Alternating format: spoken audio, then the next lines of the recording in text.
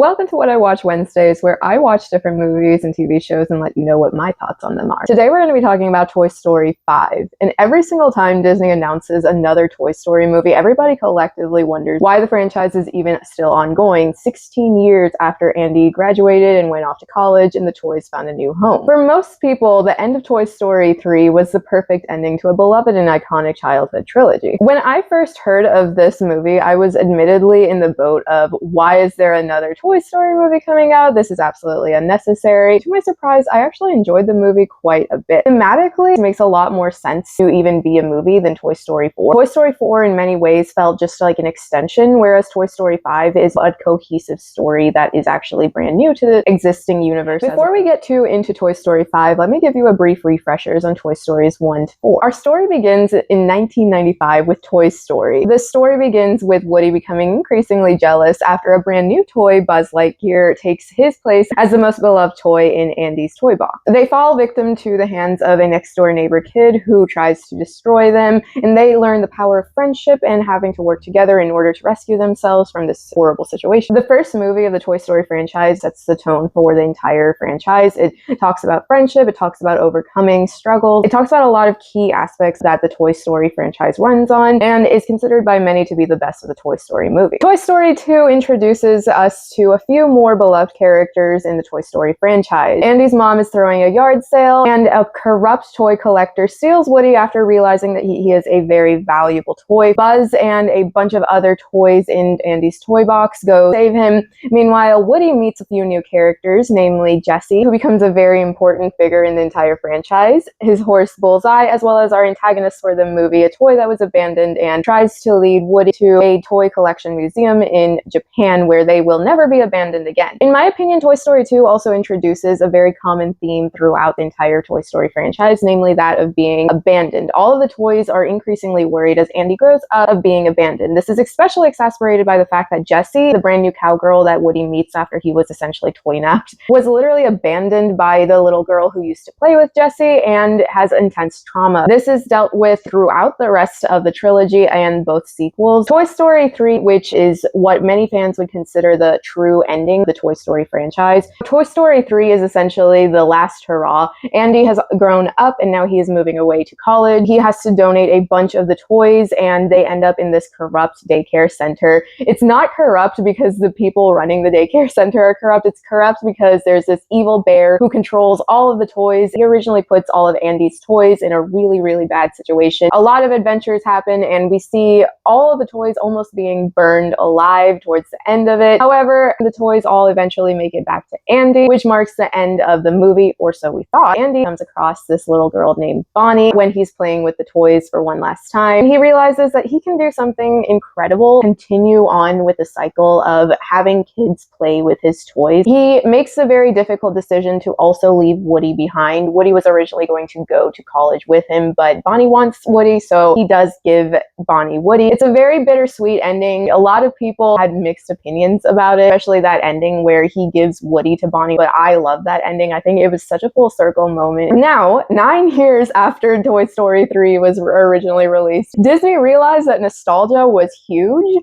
and really marketable, so they decided to make Toy Story 4. Toy Story 4 picks up exactly where we left off. The toys are now Bonnie. However, Bonnie is obsessed with a brand new toy that makes Woody feel extremely vulnerable and insecure. Woody originally tries to help Bonnie out by making this toy named Forky. Forky takes over Bonnie's heart, which makes Woody vulnerable, kind of going back to Toy Story 1 in many ways. In the end of the movie, he meets up with his love interest from earlier movies named Bo Peep after he gets into a whole bunch of shenanigans with another evil toy trying to steal his voice box. Woody realizes that his life's purpose is to help other lost toys. He's been a sheriff in Andy's toy box as well as Bonnie's toy box for too long, and he wants to hang up his badge and go live his life with Bo Peep on the road. He bids all of the toys adieu and departs with Bo Peep. In my opinion, this movie was entirely unnecessary. It didn't even tell a new story. That was one of the biggest fears that I had when I went in to watch Toy Story 5. The villain in this movie is not the typical Toy Story franchise villain. It's literally another toy who, instead of being villainous on purpose, is villainous in a more innocuous sense. They're genuinely just trying to help instead of hinder the other toys. It makes for a very interesting dynamic because nobody is necessarily entirely wrong, which is a brand new storyline, and I'm so glad that they went in this new direction as opposed to rehashing the plot. We'll get more into that after I describe the plot of Toy Story 5, but that directional change from a primary antagonist to somebody who is trying to help. We cannot get into any discussion of Toy Story 5 without addressing the elephant in the room, namely the box office. Everyone's probably aware that the box office for Toy Story 5 is, as expected, literally huge. The Toy Story franchise, as well as pretty much any IP that Disney publishes these days, is a money printing machine. It made 160-ish million domestically, and worldwide has already crossed the 300 million mark. With all of that being said, let's get into the plot of Toy Story 5. The movie opens up in a kind of weird fashion where we're seeing the subplot of the movie first. A bunch of Buzz Lightyear get lost in a shipwreck and try to find their way back home. The real opening of the movie is when we see a now 8-year-old Bonnie who doesn't really have many friends. Parents are concerned by this fact and decide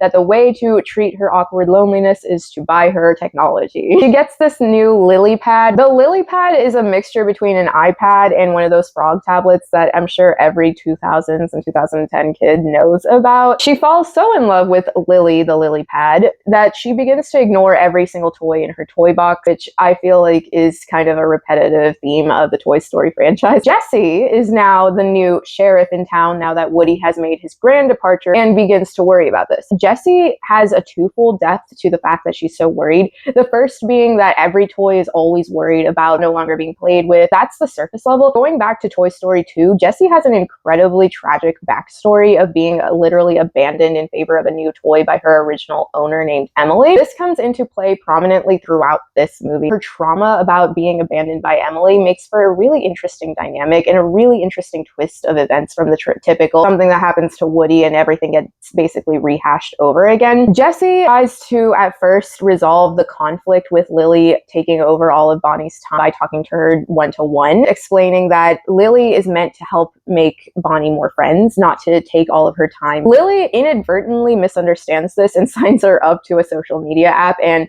makes a friend online who later becomes a bit of a bully for Bonnie. She befriends this classmate named Chelsea. This sparks even more fear in Jessie because she's made an actual friend. Her parents are happy and encourage her to keep playing with Lily. Jessie calls an SOS to Woody via a walkie-talkie, and Woody decides that he needs to come back and help sort out the mess that Jessie and company are in. In the meantime, Chelsea invites Bonnie over to a sleepover at her house, and Jessie, as well as Bullseye, sneak into Bonnie's backpack to encourage the kids to play with a real toy. This unfortunately backfires on them because Chelsea and 2 other little girls who were invited to the sleepover make fun of Bonnie for playing with toys, and Bonnie decides to abandon the 2 toys, insisting that she doesn't play with toys anymore and she's not a little girl, yada yada yada. So Jessie and Bullseye have to get back to the sleepover because that's their entire mission. However, shenanigans happen and they end up in the company of this old couple who reads the original tag that Jessie has on her clothes and take her back to her original house when she was originally abandoned by Emily. Jessie ends up in a box of old-time relics and toys and tries to make her way back to Bonnie. While she's going through the house, she meets this little girl named Blaze. Blaze is the literal dream child for every single toy because she still enjoys playing with actual toys, and the 2 of them spend a glorious afternoon together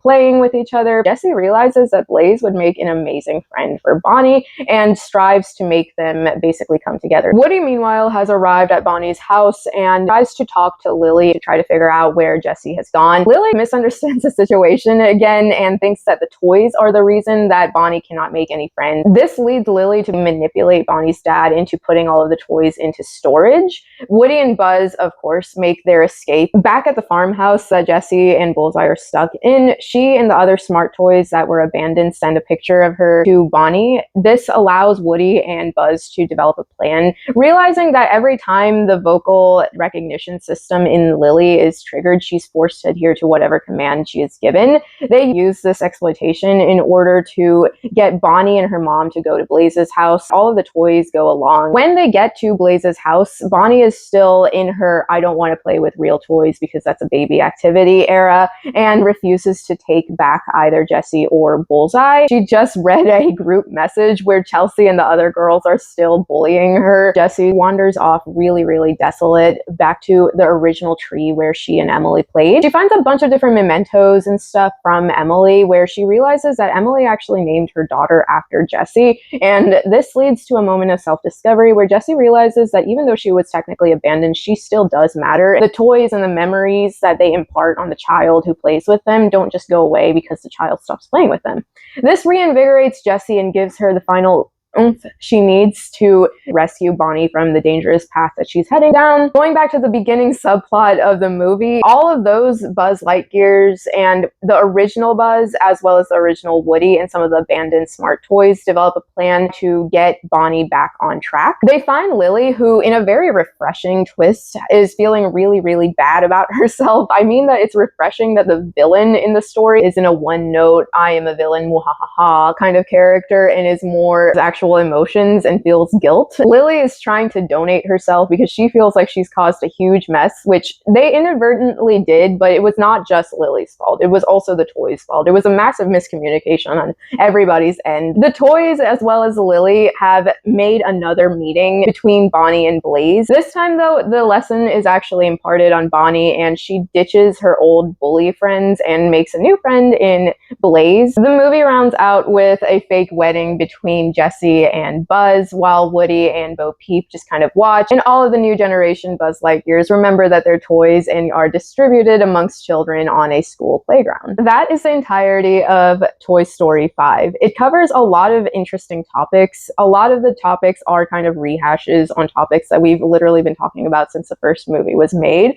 but I did enjoy that the focus this time around was not on Woody or Buzz, but rather on Jessie. I think that she has consistently been an ignored character in the franchise in that she's constantly there helping out with all of the action, but she's never gotten her moment to shine. This movie is definitely Jessie's movie. It's not diverted by Woody. It doesn't focus on Buzz. It also expands on the storyline that has been teased since Toy Story 2. Her abandonment by Emily makes her one of the most interesting characters because she is one of the only toys who is a protagonist character in the entire franchise who was actually abandoned by a child and remained a good toy. The third movie focused on an abandoned toy that turned evil because of the pain that abandonment caused him. Her trauma of abandonment never really gets a full-blown picture. This movie definitely does not shy away from the fact that she is dealing with a lot of trauma. A lot of the confusion and miscommunication happens mainly because Jessie has never fully dealt with her own trauma of being abandoned by Emily. She is so afraid of history repeating itself again that she inadvertently causes most of the film's problems, which again is a very refreshing change from the earlier movies where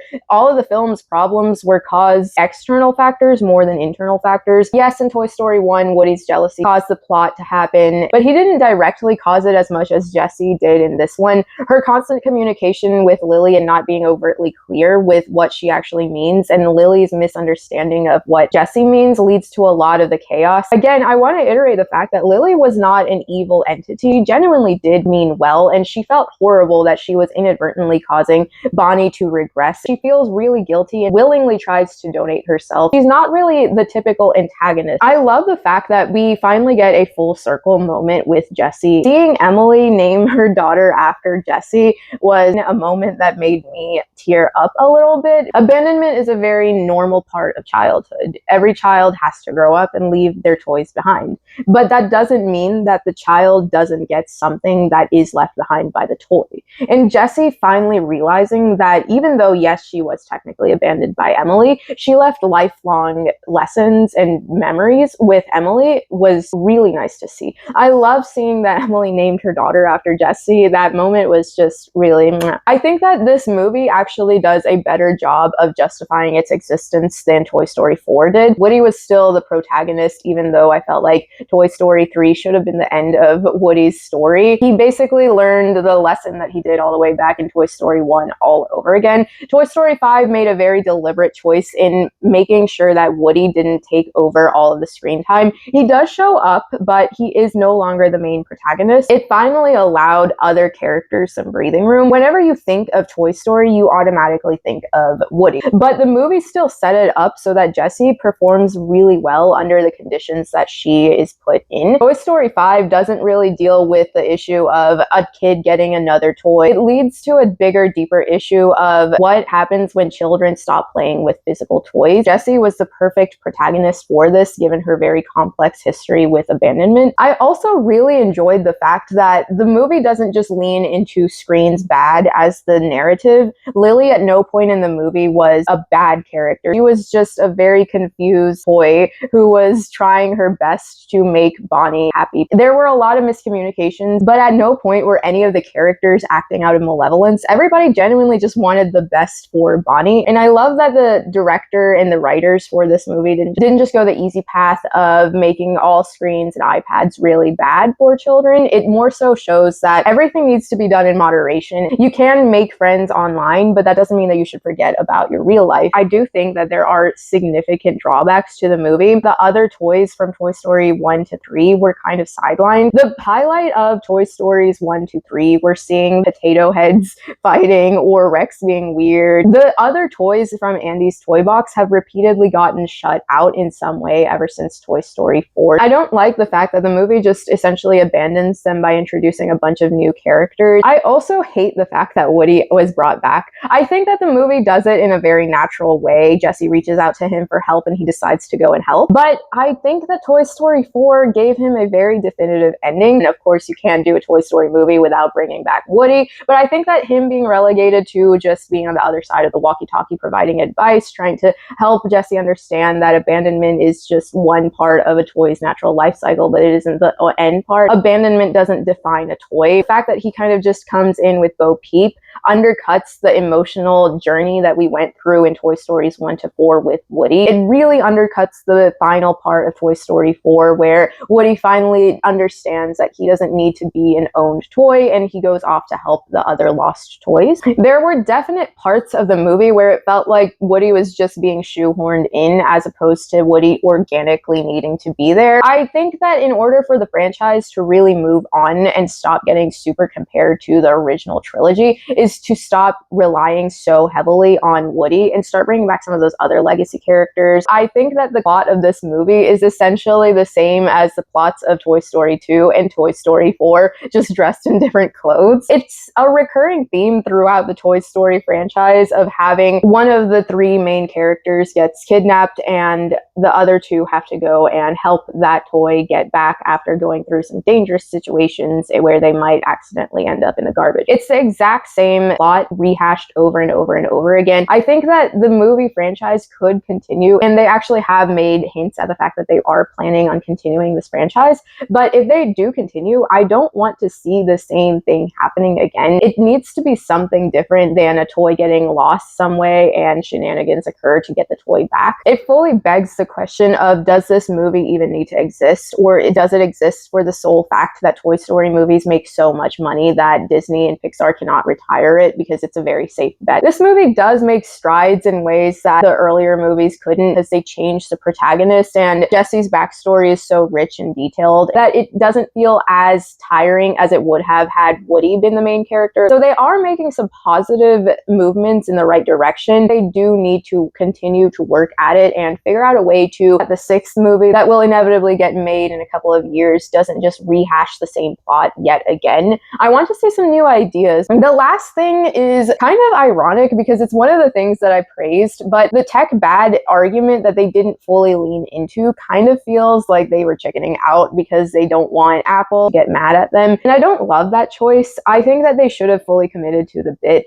I do like that they introduced layers of complexity into Lily, the character, but I feel like they could have gone deeper into the cyberbullying maybe, or the whole aspect of making friends online. I'm a big proponent of making friends online online, but there is an undercurrent of danger to that, especially when you're literally like 8 years old, like Bonnie and her friends were. And they never really addressed the cyberbullying that Bonnie goes through in this movie. Like, she's repeatedly made fun of by other little girls for playing with toys, despite the fact that they're all 8 and they should be playing with toys. That's the inherent message that is being sent, but they never outright really say it, and they never really outright dive into these problems, which I think would be a really fantastic direction that the franchise as a whole could move into. Unfortunately, I don't think that they will, given the fact that they basically avoided the criticism of online friendships. So those are all of my thoughts on Toy Story 5. I walked in expecting it to be basically another rehash for Toy Stories 1 to 4, and while on certain levels it definitely was just another basic rehash of the plots that were followed in a few of the earlier movies, it went in a different direction. The change of main character was a really, really fresh breath of air. While it didn't exactly hit you with the same emotional gut punch that Toy Story 2 or Toy Story 3 did, it did improve heavily off of Toy Story 4, and in many ways this movie does make sense for having even been made in the first place. So I went out of the movie theater very unexpectedly surprised. I would rate this an 8 out of 10. That is all for today. Have you guys watched Toy Story 5 yet? And if you have, what are your thoughts on it?